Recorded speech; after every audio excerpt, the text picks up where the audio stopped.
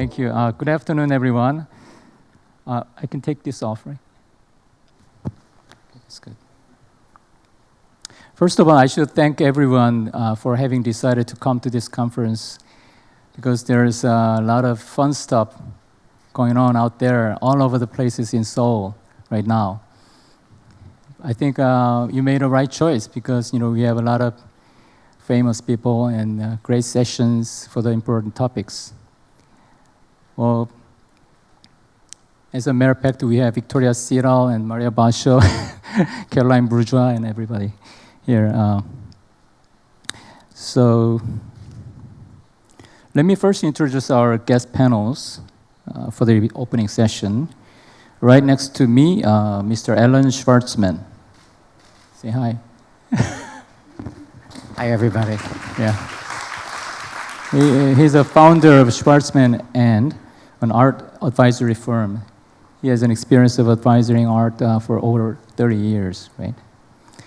And then Mr. Tadeus Ropac. Hello. Yeah. Obviously, he's the founder of the Tadeus Ropac,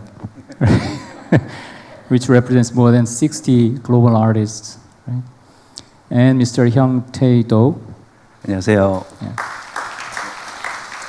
He's the president and CEO of 갤러리현대. He's also a vice president of the Galleries Association of Korea. And my name is Sang-Hoon Kim, a marketing professor at Seoul National University Business School. One of my research interests lies in the analysis of art markets. Maybe the title of this conference has the word of business. That's why I'm here now, I think. All right, then my first question. Korean art market seems to be flourishing nowadays. Record sales and attendance at the art fairs, but there are many shortcomings and worries too. How do you evaluate the current situation of Korean art market? Will it keep rising, or are we already passing the peaks? Maybe Allan should speak first. Sure. You can talk about a little bit about the international market situation too. Allow me to answer that question in two ways. First is the market for Korean post-war art, which is relatively new in international attention and focus. And I think we're really still just at the beginning of an international awareness of the achievements of many different artists in Korea in this post-war period, particularly coming out of the 50s and into the 60s and 70s, and we're learning. So I think that there's huge potential for that market to expand and for international collecting to also embrace many of these artists more broadly. In terms of the market for art itself, we are, or from a collecting perspective, we're really at somewhere at the beginning or in the middle of a massive growth in the number of people collecting art, interested in looking at art, and that's worldwide. That I don't think changes. Markets go up and down. Confidence in individual artists go up and down, but the market remains very present around the world. And sometimes the activity increases in one area more than another, but it absolutely continues. And I think even in the last, I would say just 3 or 4 years, and especially in the realm of very contemporary artists, the number of people engaged in the process has multiplied geometrically to a point where the demand is far, far greater than the supply. What we've seen most recently, at least what I hear about from many of my colleagues in the field, is that there's been a massive emergence of a newer generation of collectors here in Korea. And some of these are people who come from families that collect art, and some of them are new to collecting. But I think that we're just at the beginning of this generation kind of identifying what its interests are within collecting art. And I think I would distinguish between the art market and art collecting. The art market has its ups and downs, and there are many people who, buying art wisely, have done extraordinarily well with the money that they've put into art. But first and foremost, those who come to it from a passion for the art itself are always grounded in commitments that are both rooted in historical validity and are still grounded in value systems that go beyond financial worth. And I'm one of those people who does believe that over time, the significance of an artist's work, art historically, museologically, critically, does eventually align with, or its market eventually aligns with the artist's significance. So this is a long process, and how, I mean, Thaddeus knows quite well, better than anybody, that the market for, or the interest and knowledge of an artist like Robert Rauschenberg, who was one of the most impactful artists in the United States and worldwide, when he emerged in the 1950s and 60s, we're just now beginning to understand through a younger generation of artists the full significance and impact of his work. So oftentimes we understand the present from what takes place in the future. We happen to be in a moment where I believe there's so much different range and possibility for what art is, how it's collected, what it is that artists do. And so I think that's really just at the beginning of a whole new phase for both the making and the collecting and the appreciation of art. It seems that Allan has a very positive views. Tadeus, do you agree with him? Yes, I just would like to, agree first of all with Adam, and to add that you made a distinction between the art market and the art collecting. I would even go one step further. I would say we have to really be very careful and make a distinction between the art market and the art world and the art scene, because the art scene is what drives a place. The market alone can't really do this. And one of the reasons we are here in Korea is because I come here since the last 20 years. I was able to help to organize in 2008 here at the National Museum, when it was still outside of the center of Seoul, the first major museum exhibition of George Baselitz at the time. So I had a great experience to be able to work with the museum on that project and to have my first contacts here. And I think what makes the great difference of Seoul compared to other places in Asia is that Seoul has just everything you need to make an art center and an art world. So you have great academies, which kind of results in great artists, and you cannot create any art world or art scene without the artists. And you have a few places in Asia where the market is totally in the first row, and it's all about the market, and it's about the auction houses, and it's about galleries, doing business. But sometimes we forget that we are all not here without the artists, and you cannot really make a place really dynamic and driving without the artist. And I think the lucky place, or the luck you have here in Seoul, is that you have generation after generation of great artists. And some of them got unnoticed in Europe or in the US, and some others did get noticed, had movements in the 60s, which had an incredible parallel world of movements in Europe. Even when I think of Austria, Actionism in Vienna had, almost at the same time in the 60s, a very strong movement here in Korea. So you have great academies, which results in great artists. Again and again, you have curators who early on already knew how to kind of put a context within their local scene, their local artists within international, dialogue, which resulted in great museums. And of course, you have amazing collectors, who, when I go to some of these houses here and I see these fantastic collections, and I ask when they acquired, a major Judd sculpture, and they tell me they did it in the late 70s in New York, and I say, you don't have this in so many places in Asia, because the tradition of collecting international is a phenomena of the last 20 years maybe, yeah? But here you have, you have like third generation of collecting. So a combination of all of this is basically the base to create an art center. And I think, and then you take this and make out a speed of it. And I think Seoul is able to do it. And Seoul is showing us now that it is able to do it by having the fruits of all these different bases, And I think it is great to come here, with an international program to introduce the artists we are working with in Europe into Seoul and to learn more about Seoul. And, every time I come to this city, I take my time. I went, the day before yesterday to see 4 studios to kind of connect on the other side. And I think this is what makes the dynamic of a place. Well, Tadeus, actually, you're answering my second question that I prepared. I mean, speaking of Seoul, then can you compare Seoul with Hong Kong? Speaking of art scenes, yeah. Well, I would say Hong Kong is a market center, and this is very clear. Market is the first thing Hong Kong is driving. You have the great auction houses, you have the great galleries there.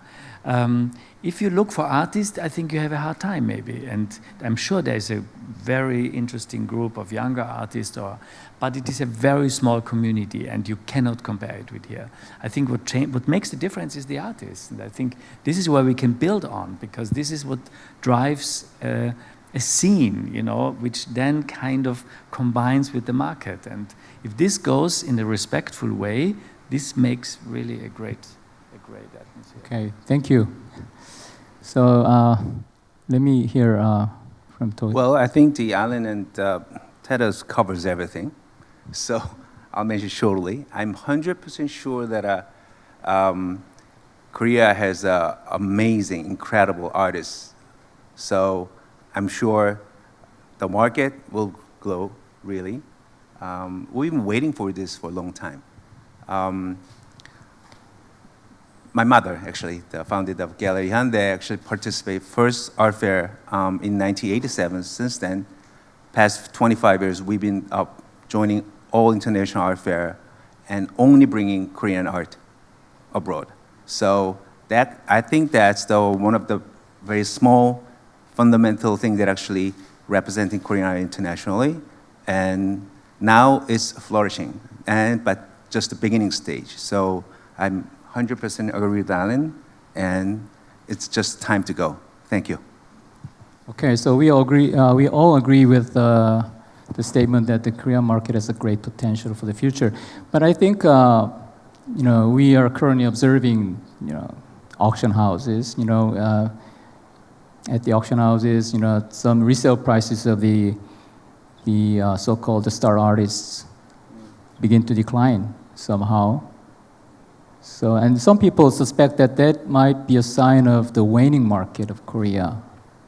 What do you think about that?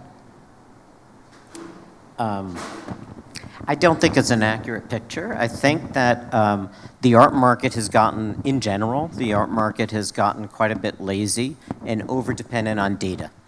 And so the only prices that get published as to what is bought and what's paid for it are the result of auctions where it's publicly listed. Most of what happens between galleries and collectors and museums is not known to many people or virtually anyone outside of the trade themselves.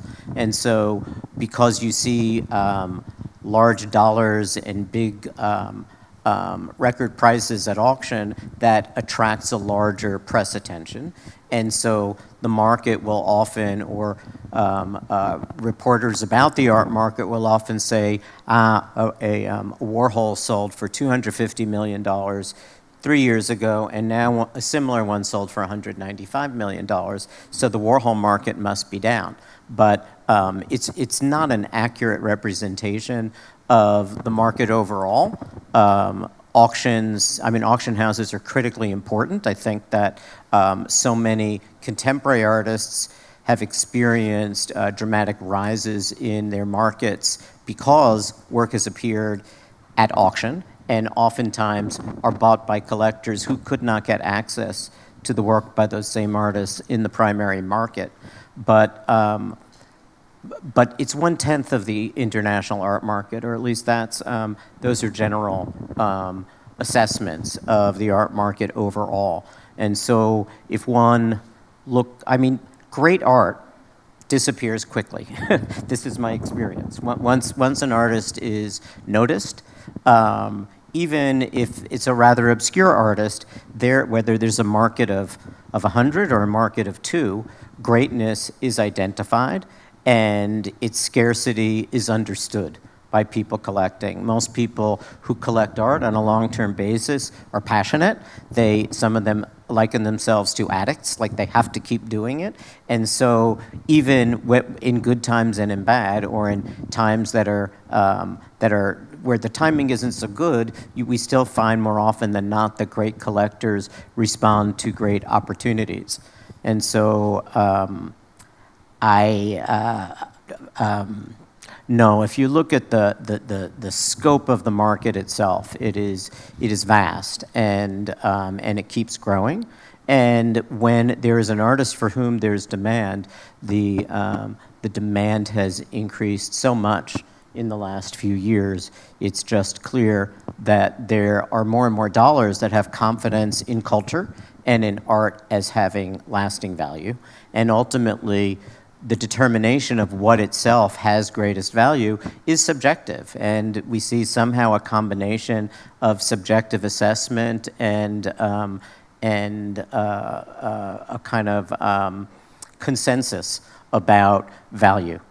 Oftentimes, the market, particularly as experienced at auction, has been very focused on a limited number of artists and a limited range of the most significant, highest quality works by those artists. So the picture we see at auction reflects that increase in connoisseurship, but it also paints a somewhat skewed picture of the market itself. I think Mr. Do might have some words to add. You've seen a long time, Korean art auctions. So, do you have any words? I think as soon as I joined the gallery business, I figured that when will be that one of the Korean artists' painting or work is sold over 10 million. Because the reason why I'm saying this is that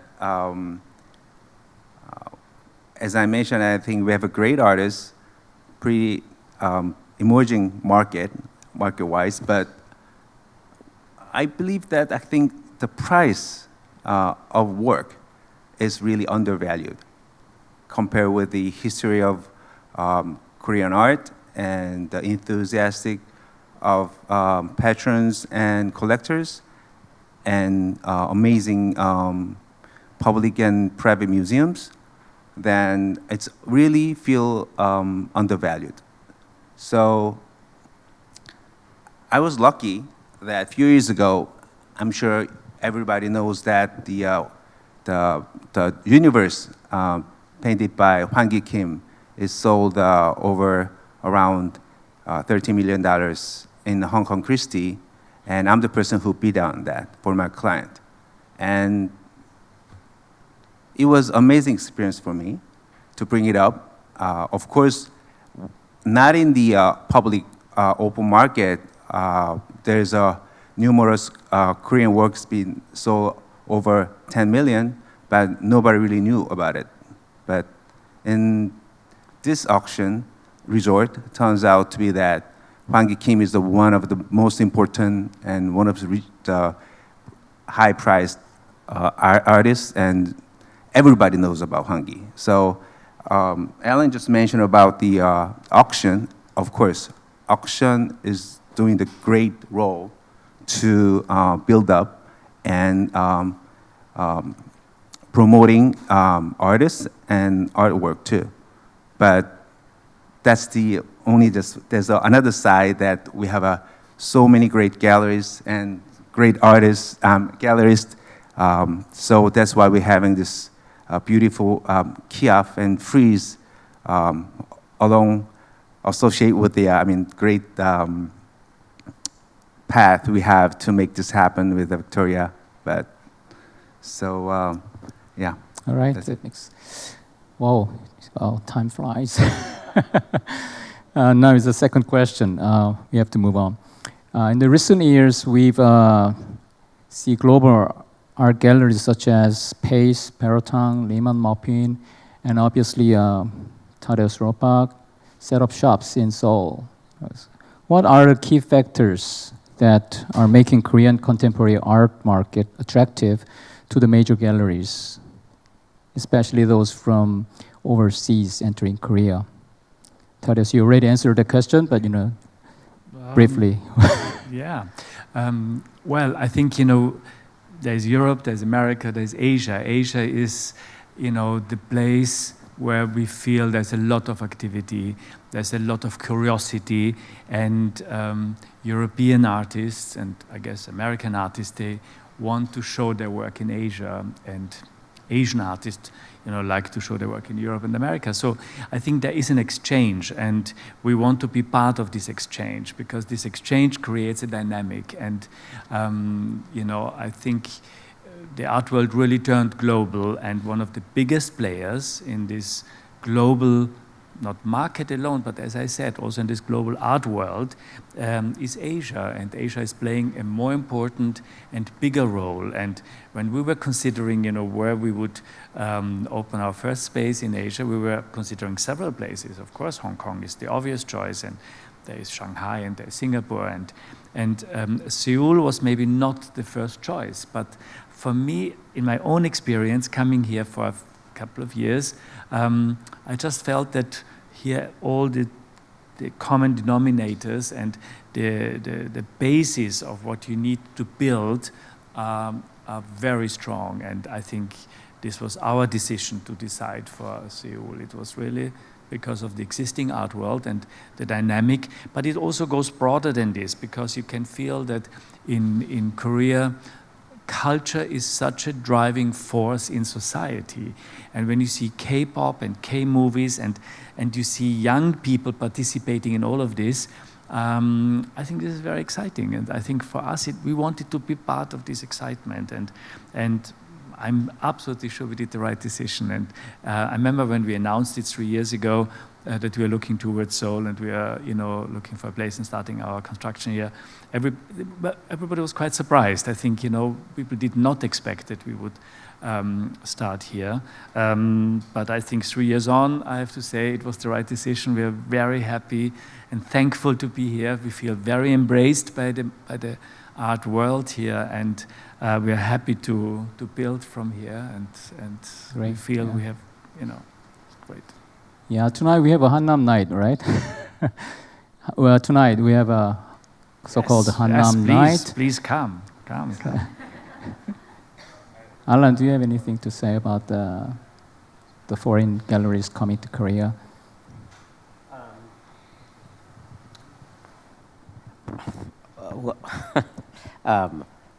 There's clearly been a dramatic increase in collecting in Korea in recent years, and so it's attracted many international galleries.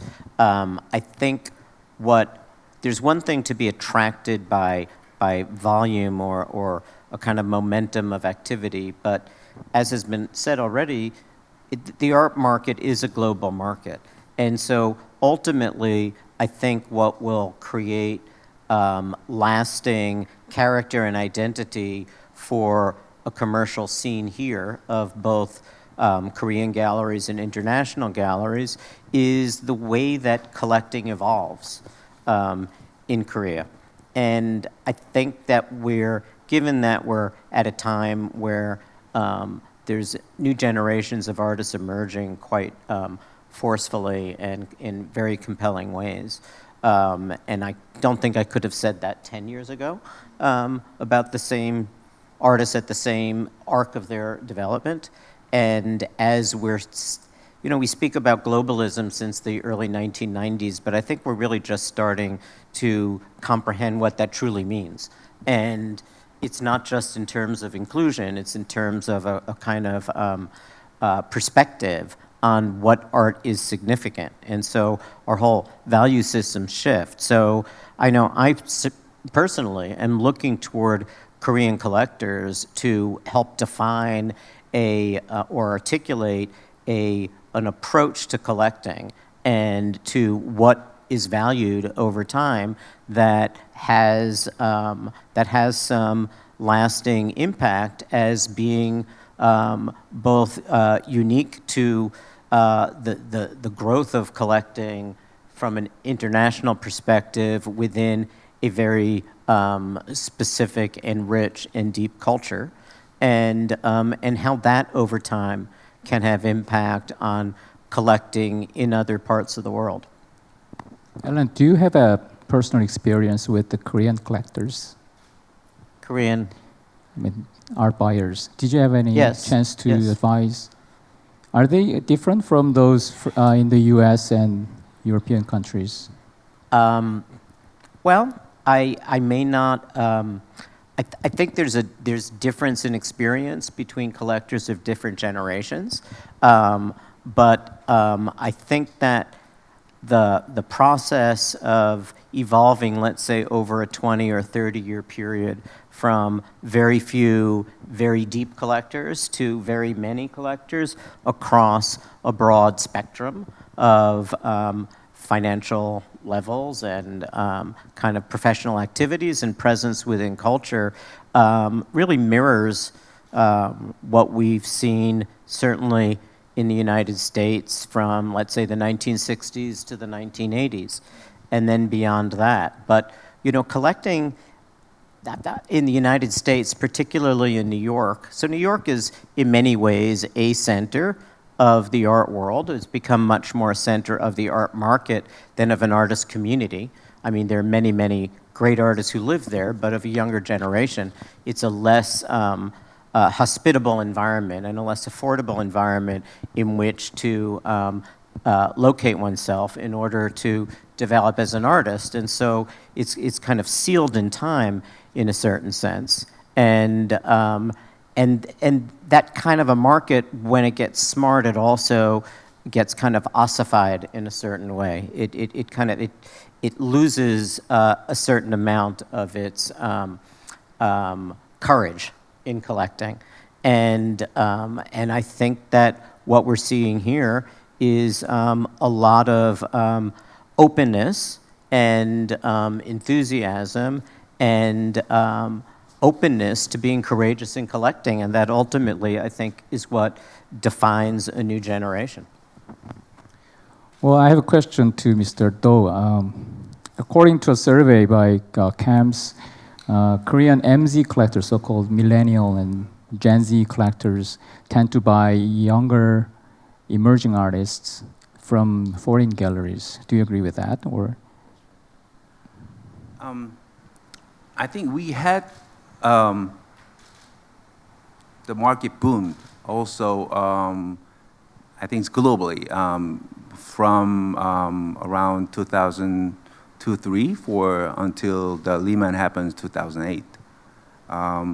But at the time was mostly our client or the collectors are basically in more like investment-wise. But this time, I think we're having great time since last year, but very different aspect. Actually, we have wide range of not only the MZ or Gen Z, wide range of people, young people joining as a collector, but they've been really approaching intellectually. They're really studying on art and artists, quite deeply into meeting artists together, discussion group in KakaoTalk, in group, they discuss many issues on art and artists together. So that's why I think it's quite different momentum that actually we are having. So the first question that actually is answered that's why it's really it's gonna picking up. Of course now globally the economic has a little bit slowed down, but the interest and this enthusiasm on art is amazing. So I could really feel it. So I'm really happy. Everybody will be happy about that. Well, with time, the time is running out, so I have to quickly move on to the wrap-up question. Any advices for Korean art market to keep the momentum and have a sustainable growth? From Thaddeus, you first. Well, I think, keep on going, be authentic. I think, to build on artists, to kind of really respect and value the artist the most. And I think, this will be the best base for a great future. You have amazing museums, continuously new institutions opening, which are really have great curatorial leadership. And I think to flourish all of this and to support this, I think that's the best way for a kind of constant long future. And I think everything is there, and just take it in your hand and play it well. Allan? A few thoughts. One is look a lot, learn as you look, have the courage to jump in, but also have the wisdom to step back. And oftentimes when one is starting off, whether this is an art appreciator or an art collector, what one responds to most immediately ends up not having the same lasting value as or meaning to a viewer as the art that maybe unsettles us a little bit or that has aspects that we don't truly understand. And it's really how an artwork sustains itself over time that is the measure of its significance. Don't collect with your ears, but do listen to what other people are doing. But I mean, nobody wants to be, no matter how rich someone is and no matter how expensive or inexpensive an artwork is, nobody wants to feel like that they're spending their money foolishly or they've been misled in terms of something. So get advice that you either develop your own knowledge base or get advice where you feel like you're being well treated within the market. And what we were just talking before the beginning of the panel, that there's an unprecedented number of newer foundations and private museums that are in development here in Korea, which is a really fascinating and I think distinguishing characteristic. That while you have people who have a very personal relationship to collecting and to objects, that you also have at the same time this desire to share. And I think that's that kind of generosity of spirit and that kind of open access can build an audience and a value system in a much more concrete and wide-ranging and lasting way than when it all stays very private. You're a good advisor. Thank you for the great advice. Mr. Do, final words? Add on something. So tomorrow, the Kiafu is freeze open. So we're going to have beautiful, important artworks coming abroad. But I truly hope that all the galleries from foreign country have found some great Korean artists, bring back to your country or city, represent them, so make them global artists together. This is the way that actually I start to discuss having collaboration with the Kiaf and Freeze, because we're not just going to close our market. We're just open. We're going to collaborate.